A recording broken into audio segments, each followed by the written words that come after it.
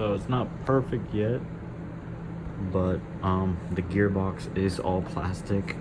The gears are all plastic. The gears tolerance are kind of loose, so the gears skip a little bit.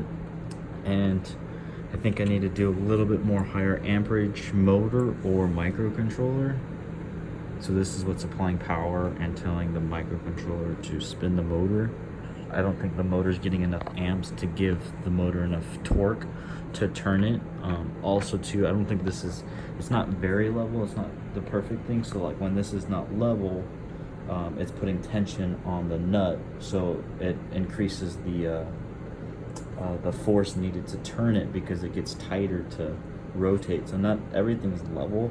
So I think that's another reason why I'm having difficulties, but I mean, we're getting somewhere right now. So I got the motor all hooked up, the gears are inside.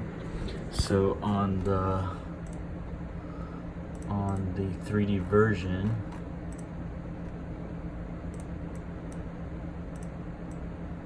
so I mean, this is the concept. Inside here, let's hide that. So you can see all the gears inside that box. All those gears are inside this pink box right now. And the theory is that when this rod here, when the motor spins, it spins the gears, which then drive trains.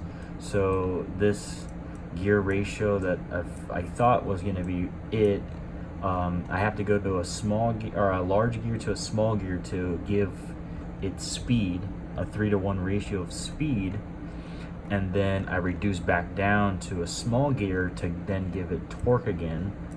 So that's why I needed a gearbox, is because the thread pitch on the threaded rod that I have is so spaced out that it requires more revolutions to move this whole unit. So I might have to adjust or change out the threaded rod to a shorter pitch, so the spacing in between, the spacing in between each thread is tighter, so that every revolution it's moving instead of like the way it is doing it now. So I had to go down to a short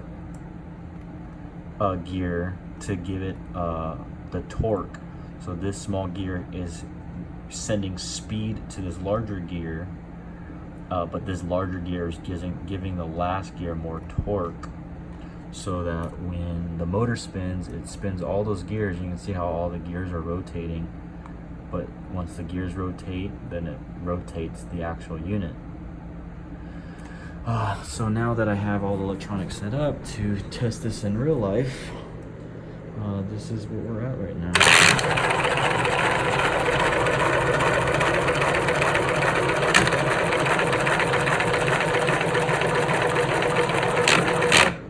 So not horrible.